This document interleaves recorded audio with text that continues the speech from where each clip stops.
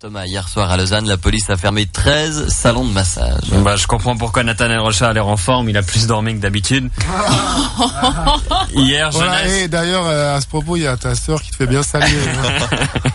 D'ailleurs, hier, Jeunesse découvrait cette info dans le journal et il me fait « Ah tiens, il y a une faute de frappe dans l'adresse. » Ah bon, comment tu sais? Bien, une chaîne américaine va lancer une télé-réalité avec des jeunes filles qui veulent devenir nonnes. Dans la plupart des téléréalités, il faut coucher pour gagner et là, si tu couches, t'as perdu.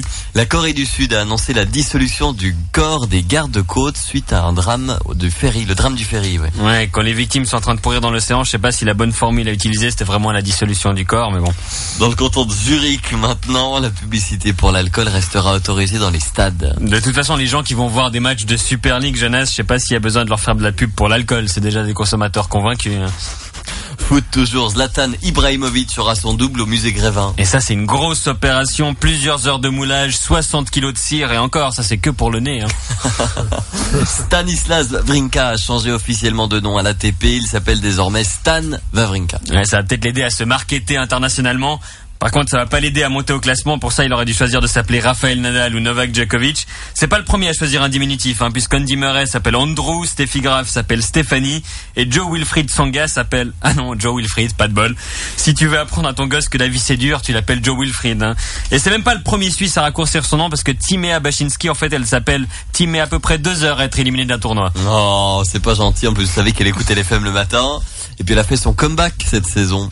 Oui, bon, le tennis féminin, c'est devenu un peu comme la gymnastique, C'est les Chinoises et les Russes qui gagnent. Les coachs, c'est souvent leur père avec des chaînes en or et du poil au torse. Et à 24 ans, les nanas, elles sont déjà à leur 3e comeback, pardon. Bon, on va quand même souhaiter bonne chance à Timea. Elle joue son premier match de qualification pour Roland Garros et c'est aujourd'hui. Bon, on la saluera directement en personne au boss demain, alors. Bien. Ce week-end toujours, mais à Martigny, c'était les fêtes du Forum qui visaient à reconstituer le temps de gloire de la ville, l'époque romaine. Oui, Martigny était la ville la plus importante de la région à l'époque, puis après le reste de la Suisse a évolué. Ce week-end, ils ont organisé des reconstitutions de batailles romaines, des types habillés de façon totalement démodée qui se foutent sur la gueule, on se serait cru à la foire du Valais. Samedi à Bienne, un grouroupe de personnes s'est promené complètement nu dans les rues. Déjà qu'à Bienne, quand ils étaient habillés, j'avais pas envie d'y aller, alors... Et c'était une performance dans le cadre d'un projet artistique. Il y a des photos sur internet d'ailleurs. Ouais, c'était surtout une excuse pour se balader la foune à l'air, quoi. Moi j'ai vu la photo d'une vieille à poil qui se frotte contre un bancomat. J'en ai encore les yeux qui brûlent. Je sais pas où elle a appris à utiliser un bancomat, mais faut pas frotter pour que quelque chose sorte. Elle confond avec la lampe merveilleuse d'Aladin ou un pénis. Moi si je veux voir une vieille à poil se frotter contre un bancomat, je vais voir mon dealer et je lui demande ce qu'il a de plus violent.